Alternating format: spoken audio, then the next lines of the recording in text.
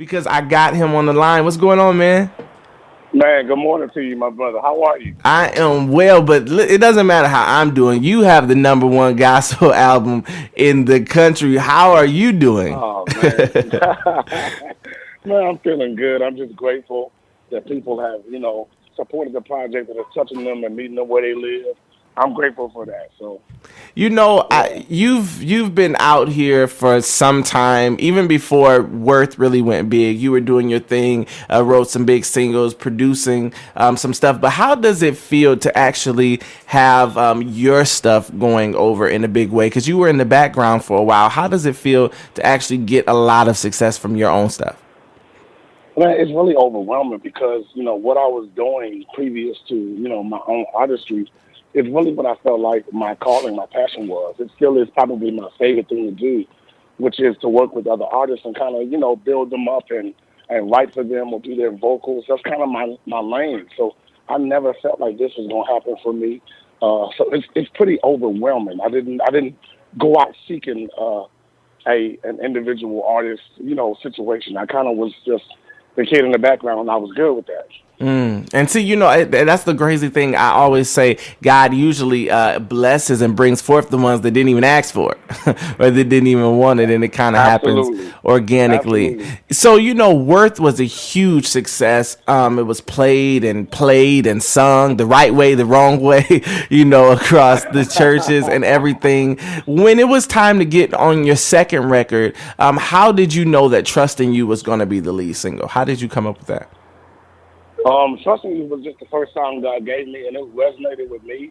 And so my mom has always told me, as I've, been writing songs for years, my mom would always tell me to write songs that meet people where they live. And so for me, that means I have to be transparent and honest in my writing about what's meeting me where I live. And Trusting You met me where I live. It met me at a place um, that helped me to figure out what my purpose was, which was not to worry or to fear. That's not what God made me for. So I thought, if I need that reminder, surely somebody else needs it as well. Man, that line right there it's mind blowing. You did not create me to worry or to To fear. worry. We weren't created to do that. But can I be honest? Was there pressure, with having so much success with Worth for this go around to be a second Worth, or did you have that pressure when you went back into the studio to? I don't want to say repeat that success, but was the pressure for you to not fail this time? Never, never. I think when I was working, um, and I still work with Maria Brown Clark, she told me, because of the success of It Ain't Over, she told me you can never recreate when God blows on something like that. You can Yeah. never recreate it. And so I think I never felt that create work to.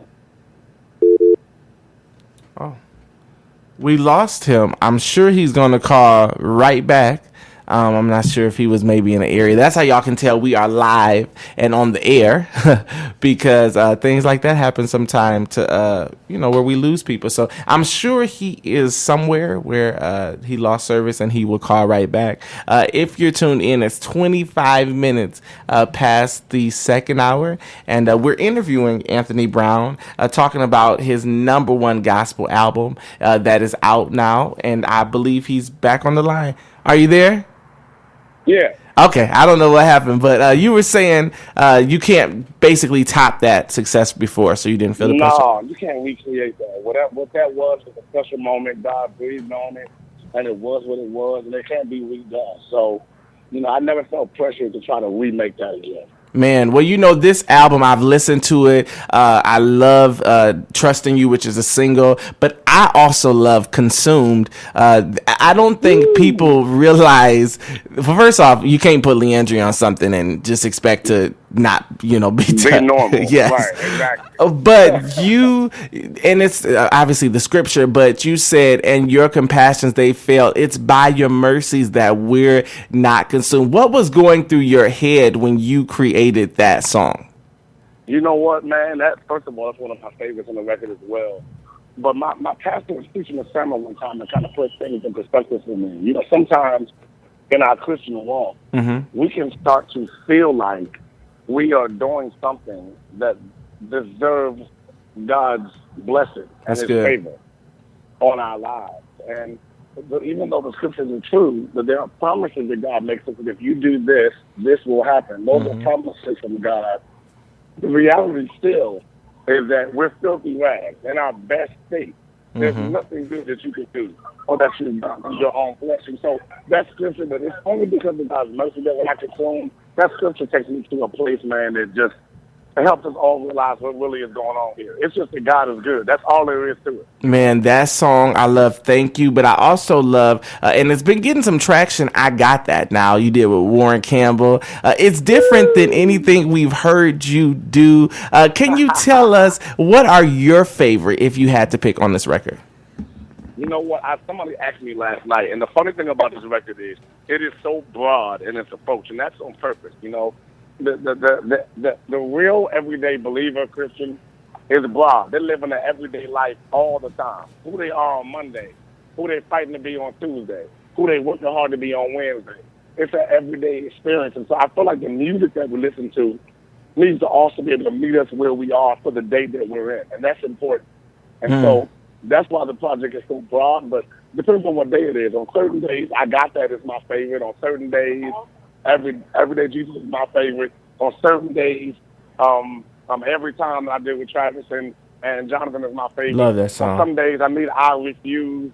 It just depends on what day it is and how I'm feeling in that moment. So it can be any song. Well, listen, I know you have a crazy busy schedule. We're not going to hold you, but we have something called the SOAR Lightning Round, and we ask 4 questions before we let everybody go, and you just got to say the first thing that run off the dome. You ready? Cool. Yes. Okay, so the first question is, what's one song that's big now or that's been out recently that you wish you would have wrote or sung? Ooh. If you had There's to this pick. song that we sing at my church called this Waymaker, Miracle Worker, Uh-huh. Promise Keeper. Like, man, I love that song. I said, Jesus, if you could have given me one, I would love that one. Now, secondly, now and we know we've seen your relationship.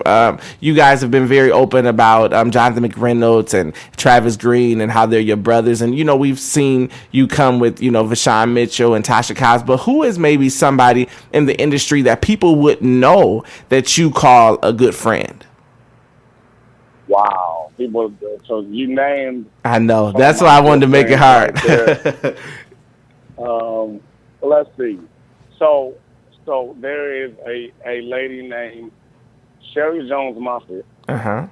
who most notably is known for the song "Sing and Encourage Yourself" for Donald Lawrence. Mm-hmm.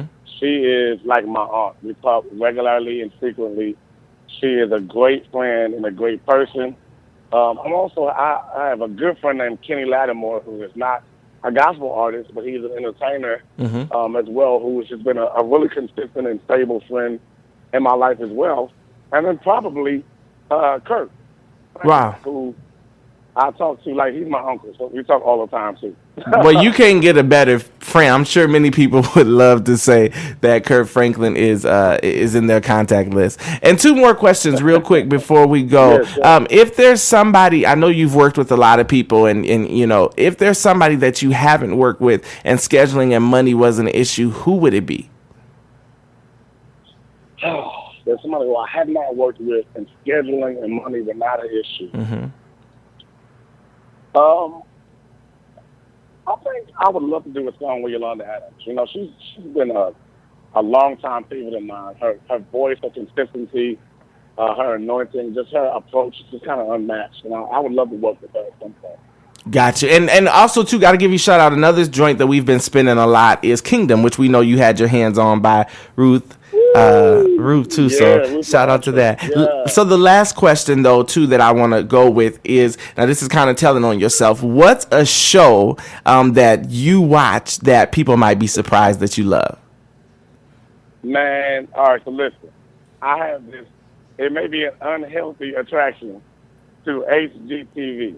I cannot stop watching Property Brothers, Love It or List It, all of those flip and flop, man. And I'm not a handy dude, I love watching HDTV. Some on HGTV. Hey, nothing wrong with that. Well, listen, thank you so much for talking to us. We know that your single is doing well. We know that also the album obviously is doing well. Now, is the second single I Got That, or we haven't just picked the second single yet? Well, since you said it, Justin, I think it's gonna end up being it.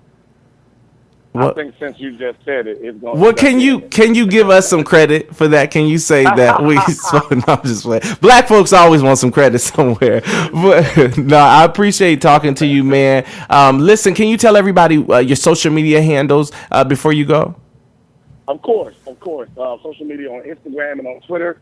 I am AJB Live. That's AJB LIVE. AJB Live. On Facebook, I'm Anthony Brown. Or you can hit me up on my website, and that's also www.ajblive.com.